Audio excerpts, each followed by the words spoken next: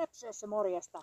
Välillä meillä on tämmöisiä enemmän petomaisia päiviä ja silloin meidän leuka on aika jäykkänä ja hammasta vähän tekee mieli purra. Eli hammasta tekee mieli purra ja semmosina hetkinä on hyvä päästää peto irti. Elikkä voi pukea tämmöisen kostyymin päälleensä ja olla ihan rauhassa peto ja äristä menemään ihan niin paljon kuin huvittaa.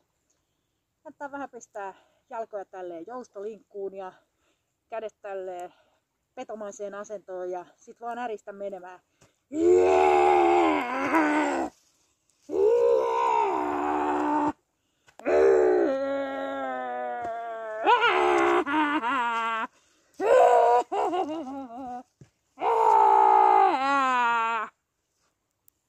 Ja sitten sama uudestaan.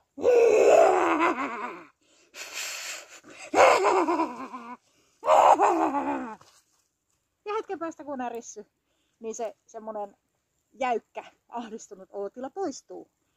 Koska sen on päästänyt ulos.